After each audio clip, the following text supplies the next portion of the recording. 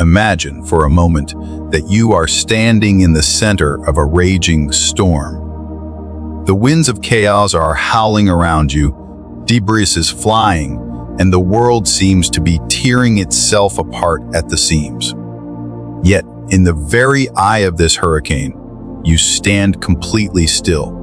You are not frozen by fear, you are anchored by a profound, unshakable silence. Your heart beats with a slow, rhythmic power, unaffected by the noise, unaffected by the criticism, unaffected by the crumbling of circumstances. This is not a fantasy. This is not a dream reserved for saints or mystics hiding in Himalayan caves. This is the state of the diamond mind, the Vajra state, where your consciousness becomes so clear, so hard, and so luminous that nothing in this world can scratch it. Today, we are not just discussing ideas, we are performing an alchemy of the soul. We are going to take the leaden weight of your daily stress, your fears, and your reactions, and we are going to transmute them into the gold of absolute inner dominion. We will traverse 10 ancient, powerful teachings from the Buddhist tradition, but we will look at them through a lens of extreme practicality and deep psychological restructuring. As the Buddha said, peace comes from within. Do not seek it without. But how do we build this internal fortress? How do we construct a sanctuary that no external force can breach? If you are ready to stop being a leaf blown by the wind and start being the mountain that breaks the wind, listen closely. This is the architecture of your new reality. 1. Firm purposes, the North Star in the void. Building resilience, the ability to withstand the crushing pressure of existence, begins with the establishment of firm purposes. In the chaotic ocean of samsara, where waves of distraction and desire toss us aimlessly, a firm purpose is not just a goal, it is an anchor. It is a non-negotiable definition of who you are and where you are going. When we look at this through the lens of deep psychology, we see that suffering often arises from a lack of direction. When the mind has nowhere to land, it drifts into anxiety. Imagine your life as a vast, dark ocean at night. Without a compass, every wave feels like a threat. Every gust of wind feels like a disaster. But when you have a firm purpose, you have a North Star burning bright in the black sky. It does not matter how rough the sea gets. You know exactly where you are headed. This clarity acts as a psychological shield. When obstacles arise, the person without purpose sees a wall. The person with purpose sees a detour. The difference is fundamental. The Buddha once said, "Your work is to discover your work, and then with all your heart to give yourself to it." This is a call to align your deepest intention, your cetana, with your daily actions. When you wake up in the morning, do not just stumble into the day. Take a moment to crystallize your intent. Ask yourself, what is the mission of this life? When you align your mental energy with a singular, noble purpose, you are no longer fragmented. You become a laser beam rather than a scattered light bulb. Think of this structurally. A building without a foundation collapses under the slightest tremor. Your purpose is that foundation. It gives you the power to look at a difficult situation and say, "This is irrelevant to my mission," and simply step over it. It transforms you from a victim of circumstance into an architect of destiny. By keeping your purpose clear, you are constantly purifying your mental stream, filtering out the noise that does not serve your higher calling. You become like a sturdy ship that cuts through the storm, not because the storm is weak, but because the ship's course is true. 2. Become untouchable, the diamond body. Now, let us move deeper into the mastery of reaction. Imagine having the power to remain completely cool, completely lucid, no matter what venom is spat at you. Buddhism teaches a radical truth: no one can hurt you without your consent. This is the principle of the empty boat. If a boat drifts into you on a foggy lake, you might get angry. But if you see the boat is empty, the anger vanishes. People are often like empty boats, driven by the winds of their own conditioning, crashing into you not out of malice, but out of unconsciousness. The key here is the separation of the stimulus and the response. Between what happens to you and how you react, there is a space.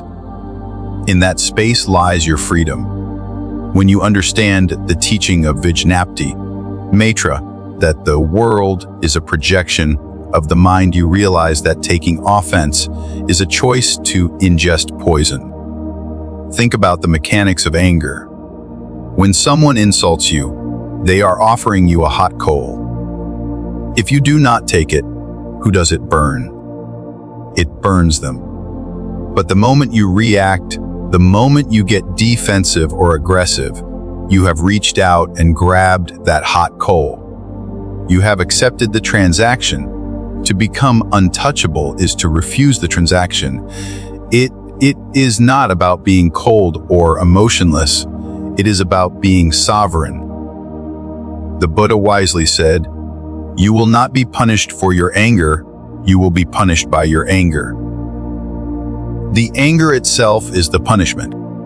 It floods your body with cortisol. It clouds your judgment. It destroys your peace. Becoming untouchable means erecting a shield of wisdom.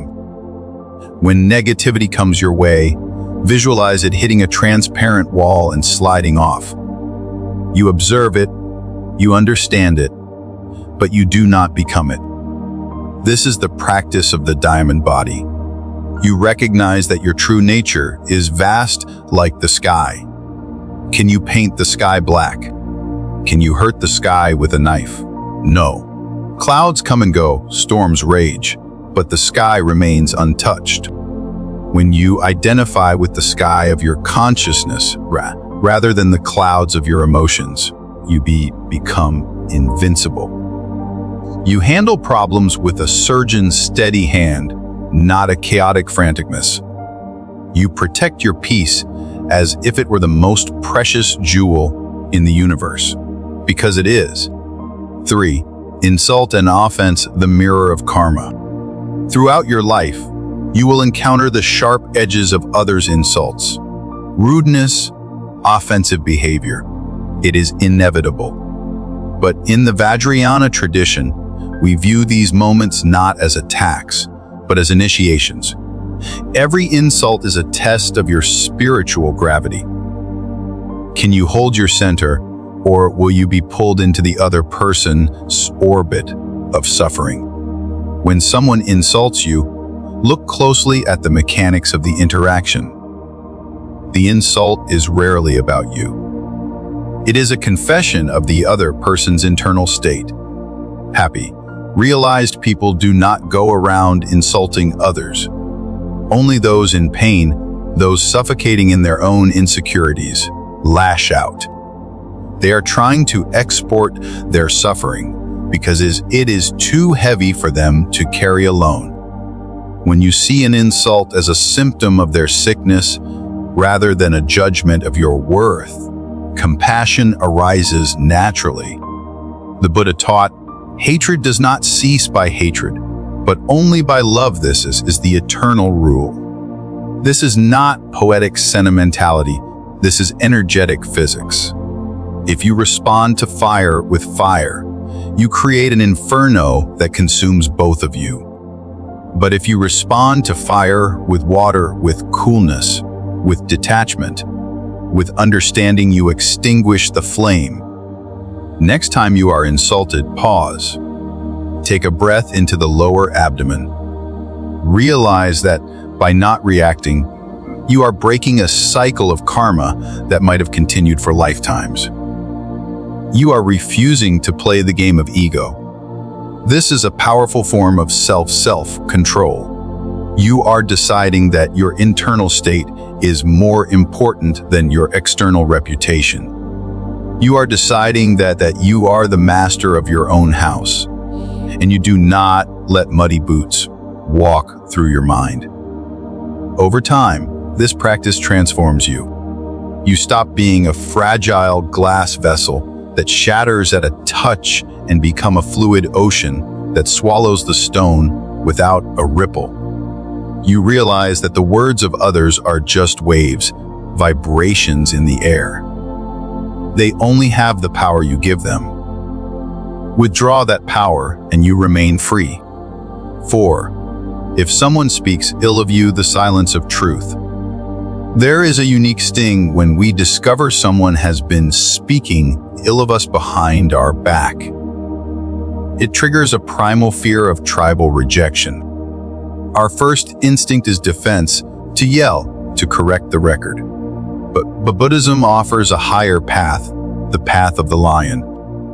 A lion does not turn around when a small dog barks. The lion knows its strength. When people gossip or slander you, understand that they are painting a portrait of themselves, not you. They are revealing their jealousy, their boredom, their lack of firm purpose. As the Buddha said, speak or act with an impure mind, and trouble will follow you. They are planting seeds of discord that they themselves will have to harvest. You do not need to punish them. Their own mind is already punishing them. Your defense is not your words, it is your life. The most powerful rebuttal to a lie is a life lived in undeniable truth. If you continue to act with integrity, with kindness, with competence, the slander will eventually die of starvation. It has no fuel if you do not feed it with your reaction. Think of your character as a mountain. Clouds of gossip may obscure the mountain for a moment, but the wind of truth will eventually blow them away, and the mountain will still be there, solid and immovable. Do not lower your vibration to match theirs. If you engage in the mud, slinging, you get dirty. Instead, stay high. Practice compassion for their confusion. Understand that they are trapped in the illusion of separation, thinking that pulling you down will lift them up.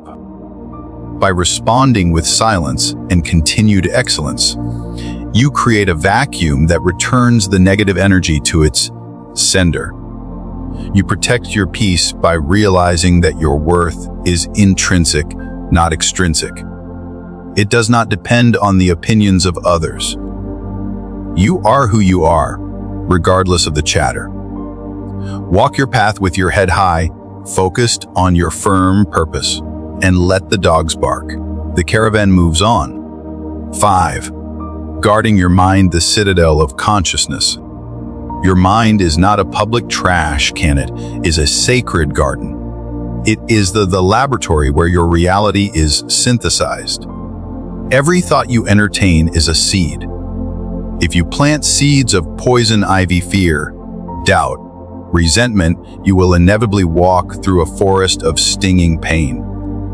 If you plant seeds of lotus's courage, kindness, wisdom, you will walk through a garden of beauty. This is the law of Vajra in Yogacara philosophy. Guarding your mind is the act of standing sentry at the gates of your perception. In our modern world, we are bombarded by information, most of it designed to trigger fear or inadequacy.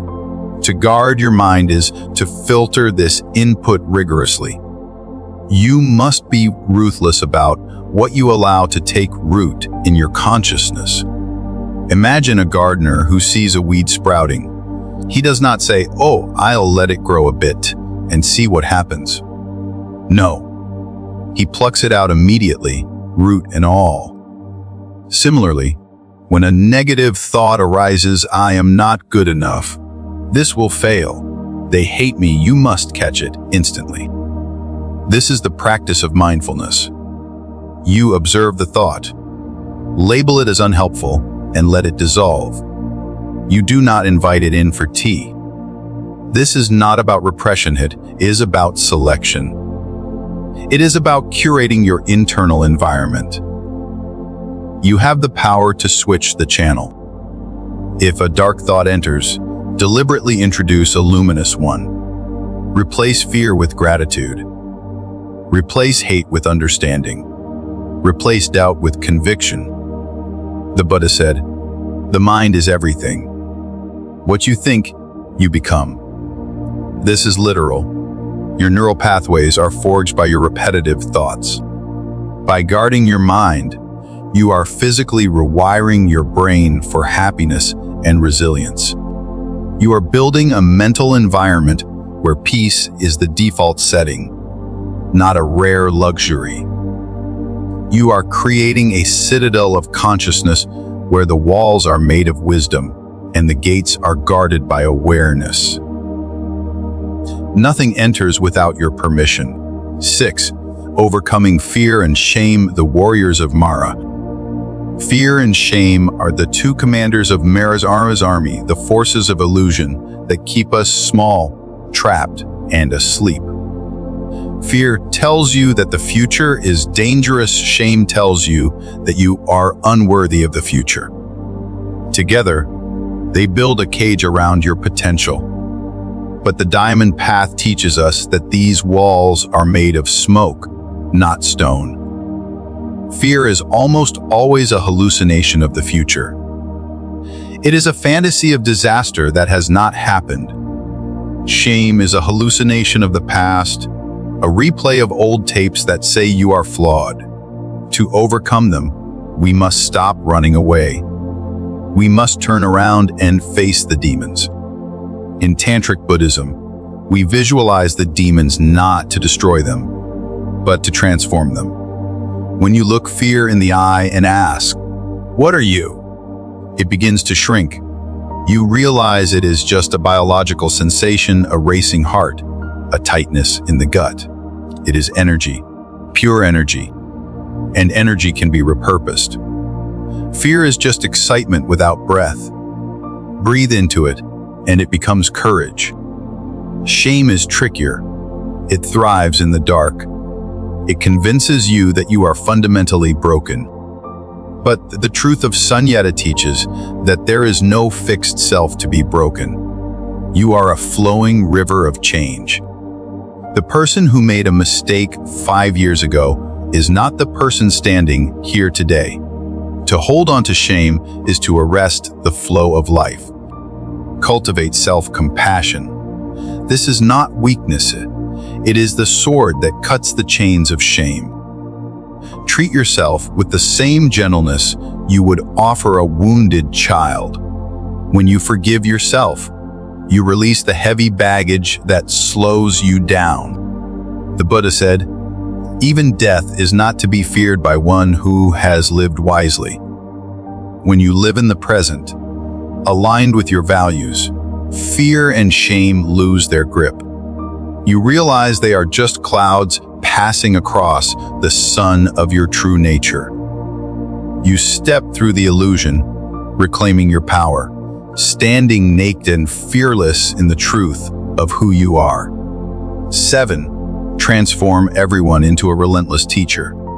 Here is a radical shift in perspective that changes everything. What if everyone you meet is a secret Buddha, sent to teach you exactly what you need to learn?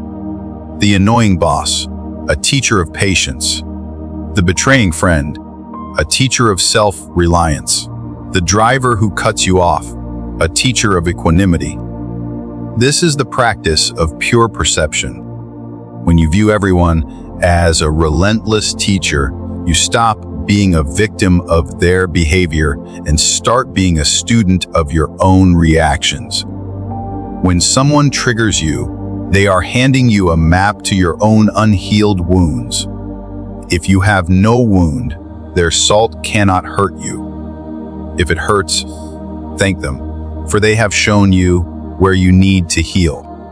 This approach requires humility. It requires you to drop the ego that says, I am right, and they are wrong. It asks you to look in the mirror. Why did that anger me? Why did that make me feel small? By asking these questions, you turn every interaction into a workshop for your soul. You develop a Teflon mind where negativity slides off, but wisdom sticks. You learn from the wise how to be here. You learn from the foolish how not to be. Both are valuable. The universe is a university, and you are enrolled full-time. But asked, how well did you love? How fully did you live? How deeply did you let go? By seeing others as teachers, you learn to let go of judgment and control. You liberate yourself from the need to fix others and focus on refining yourself. You become a master of alchemy, turning the lead of difficult relationships into the gold of spiritual insight. You walk through the world with an open heart and an alert mind, ready to receive the lesson in every moment. 8. Forge an unshakable ethical code, the Vajra armor. In a world of shifting standards and moral relativism, an unshakable ethical code is your spiritual spine. It is what allows you to stand tall when everything else is bowing down to pressure. In Buddhism, this is grounded in the Silla of the precepts. But do not view these as rules imposed by a godhunt. View them as laws of universal aerodynamics. When you lie, you create turbulence in your mind. You have to remember the lie, protect the lie, fear the exposure of the lie. It drains your energy. When you speak the truth, you are streamlined. You have nothing to hide, nothing to defend. Your mind becomes light and clear. When you steal or harm, you create a vibration of lack and aggression that eventually returns to you. When you give and protect, you create a vibration of abundance and safety. The ethical code is the Vajra armor. It protects you from the remorse, paranoia, and guilt plague those who live without principles. Think of your ethics as the roots of a great tree. If the roots are shallow, the tree falls in the wind. If the roots are deep, wrapped around the bedrock of integrity, the tree and can weather any storm. People trust those with a code. Opportunities flow to those with a code. But more importantly, you trust yourself. You look in the mirror and you like what you see. You sleep lie at night. This inner peace is the direct result of living in alignment with your highest values. It is a fortress. When you are faced with a difficult decision, you do not need to agonize. You simply consult your code. Does this align? No. Then the answer is no. Simple, powerful, unshakable. 9. Living according to nature, the Tao of flow. We suffer because we fight reality. We fight aging. We fight change. We fight the weather. We fight the moment. Living according to nature means dropping the resistance. It means understanding the deep rhythm of Dhamma, the way things are. Nature operates on the principle of impermanence. The flower blooms and the flower wilts. The tide comes in, the tide goes out. There is no tragedy in this. It is the dance of existence. When you accept impermanence, you stop clinging. You stop trying to freeze time. You enjoy the moment while it is here, and you let it go when it leaves. This is the secret to a light heart. Look at water. It is the softest thing, yet it carves through rock. Why? Because it yields. It flows around obstacles. It finds the path of least resistance. Living according to nature means adopting this Watercourse way. When a problem arises, do not crash against it. flow around it, adapt, be flexible. Our modern world is obsessed with more, faster, harder. Nature is obsessed with balance. The trees do not grow to the moon. They grow to their natural limit and then stop. We must respect our own cycles. There is a time for action and a time for rest. A time to speak and a time to listen. When you violate these natural rhythms, you get sick, tired, and depressed. By aligning your life with the natural order, you tap into a cosmic power source. You are no longer rowing the boat against the current. You are hoisting the sails and letting the wind of the universe carry you. You find simplicity. You find contentment. You realize that you do not need to conquer the world here. You just need to be in harmony with it. 10. Weaponize gratitude, the ultimate alchemy. Finally, we arrive at the ultimate weapon against suffering, gratitude. But I am not talking about a polite thank you. I am talking about weaponized gratitude. This is a fierce, relentless orientation of the spirit. It is the ability to walk into a dark room and find the one crack where the light comes in. The human brain is wired for survival. It scans for threats and problems. This is the negativity bias. To be peaceful, we must override this biological default. We must train the mind to hunt for the good as if our life depended on it, because the quality of our life does. Gratitude is an alchemical agent. It changes the frequency of your consciousness instantly. You cannot feel fear and gratitude at the same time. You cannot feel anger and gratitude at the same time. It is physiologically impossible. Therefore, when you feel the darkness closing in, draw the weapon of gratitude. Find the smallest thing, the breath in your lungs, the gravity holding you to the earth, the fact that you have eyes to see this video. Focus on it. Amplify it. Feel the richness of it. Suddenly, the scarcity mindset dissolves. You realize you are standing in a palace of wonders. This is relentless positivity. It is not ignoring the pain, it is encompassing the pain in a larger container of appreciation. Even in the worst tragedy, there is a lesson. Even in the deepest loss, there is the space for something new. Let us rise up and be thankful. The Buddha said, "For if we didn't learn a lot today, at least we learned a little. And if we didn't learn a little, at least we didn't get sick. And if we got sick, at least we didn't die. So let us all be thankful." This is the mindset of the victor. You take whatever life throws at you, stones, arrows, fire, and you use gratitude to build a castle, to light a torch, to warm your soul. You become an alchemist. You turn the lead of suffering into the gold of wisdom. Conclusion: the unbound life. So, here you stand. You have the blueprints. You have the firm purpose to guide you. You have the diamond shield of the untouchable mind. You have the mirror to reflect insults, the silence to defeat slander, and the garden of a guarded mind. You have the sword to cut down fear and shame. You see every person as a teacher.